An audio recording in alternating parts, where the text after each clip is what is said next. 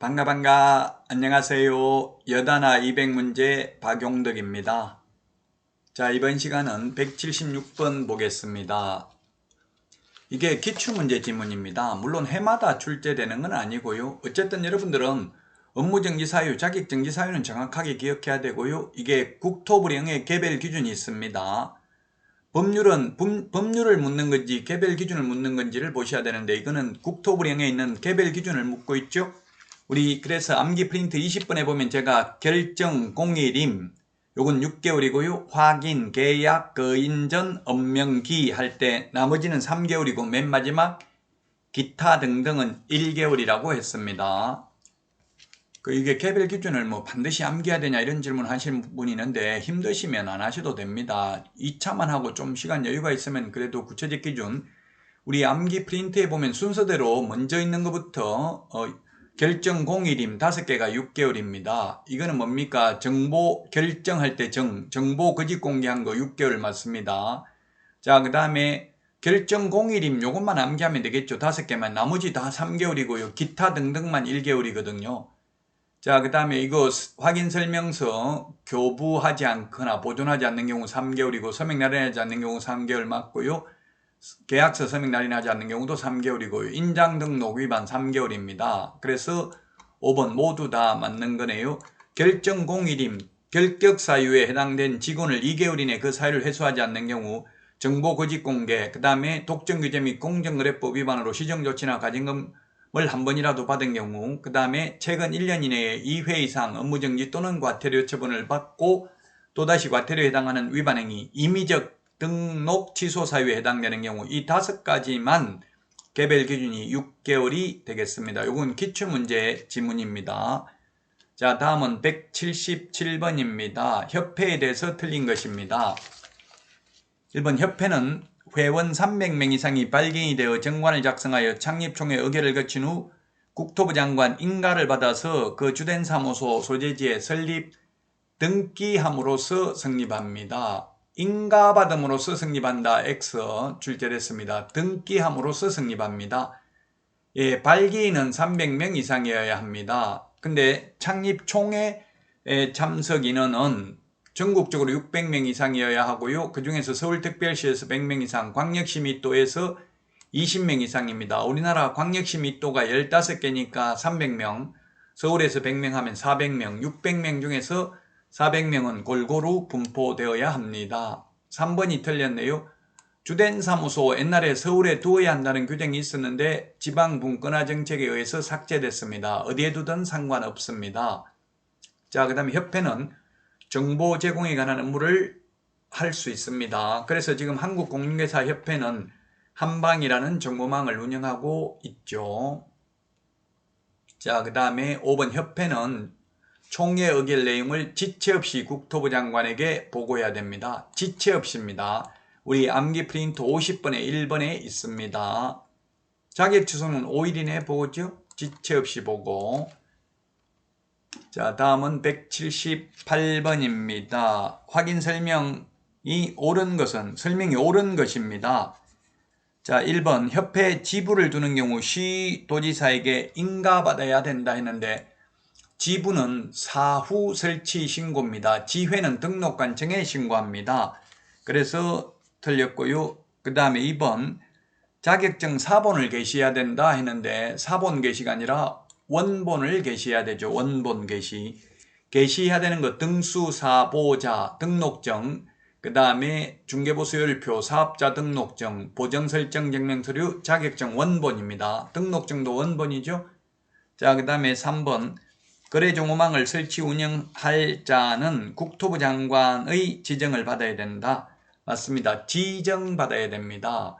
지정이라는 말은 오직 한 번입니다. 거래정보사업자 지정. 인가라는 말 오직 한 번인데 협회 설립 인가입니다.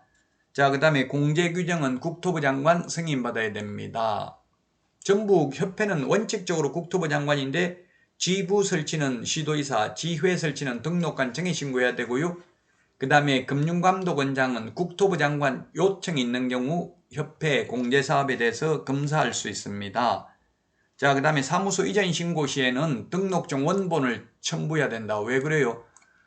예를 들면 서울 강남구에서 등록을 했다가 만약에 강북구로 이전하면 강남구청장이 준 등록증 반납하고 강북구청장에게 새로 받아야 되죠. 그래서 원본을 첨부해야 됩니다.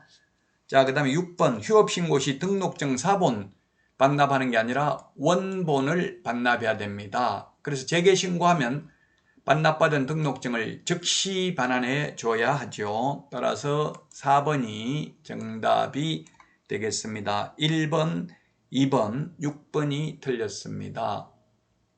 그리고 옳은 거 3개, 틀린 거 3개네요. 그래서 옳은 것 정답 4번이 되겠습니다. 옳은 것도 3개, 틀린 것도 3개입니다. 자, 다음은 179번입니다. 벌칙에 대해서 옳은 것인데요. 가태료의 개별 기준은 대통령령으로 정합니다. 기출문제 지문입니다. 이거 대통령령으로 정한다, 국토부령으로 정한다 이런 건 나오면 답으로 체크 안 하시면 되겠습니다. 가태료는 대통령령, 업무정지 자격정지는 국토부령이고요. 등록기준, 사무소 설치기준 대통령령, 확인 설명해야 될 사항, 거래계약서 필요제기 사항 대통령령으로 정하고 있습니다. 사무소 이전 절차는 국토교통부령입니다. 자, 그 다음에 2번 지문입니다. 무등록 3년 이하의 전액이나 3천만 원 이하의 벌금이죠. 자, 그 다음에 답은 3번이네요. 비밀 준수 의무 위반, 반의사 불벌죄입니다. 피해자의 명시된 의사에 반하여 벌하지는 않습니다. 맞습니다. 공인중개사법에서 반의사 불벌죄는 오직 이거 하나밖에 없습니다. 4번 소속공개사가 중개무에 관하여 벌칙의 저질 위반 행위를 한 때에는 그 행위자를 벌하는 외에 그 개업공개사에 대해서도 동일한 금액의 벌금형을 과한다. 동일한 금액 X입니다.